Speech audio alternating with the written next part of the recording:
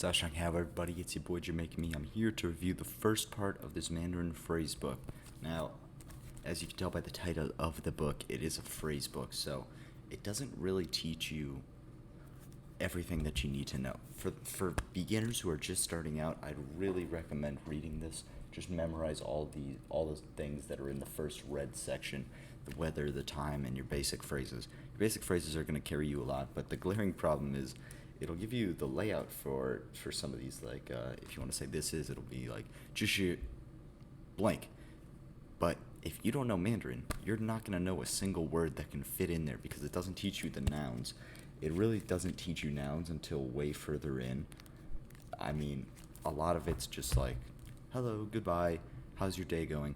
Which is very helpful at the start, but you're going to need to do something outside of just reading this from what I've seen in the essentials section. And it does seem like once we get to the food section, it begins going over more terminology, but even then, that's very basic stuff. I feel like you'd have to go more in depth because it is just a lot of American food for some reason. There is some Chinese food in here, but like there's hamburger and hot dog on it. If you're going to China, you're not going to come across a hamburger and hot dog spot. I got to be honest with you. But you can learn those words anyway because you will probably use them if you're trying to assimilate yourself in the culture by using the type of Mandarin language in daily life. Like I find myself, if I'm like sitting on a bike, I go, 我喜欢自骑. I like to bike. I don't, but you just have to think about the sentences that could work in whatever situation you're in. Like, how would you say I'm sitting on a chair?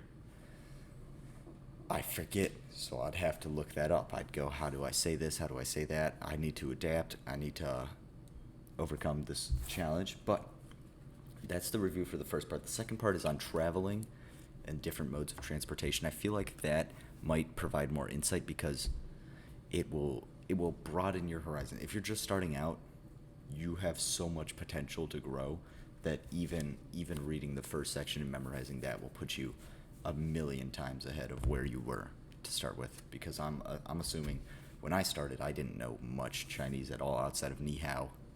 That was literally all I knew before I started learning. So if you're just starting out, feel free, pick up the Mandarin phrase book at like Barnes & Noble, Amazon. Just get it. It'll help you out a lot if you're just starting out. I highly recommend this for beginners. If you're intermediate, there's probably other things that you could get, but I think I might recommend this along with like a picture dictionary, which I have one of those. I'll talk about that one later.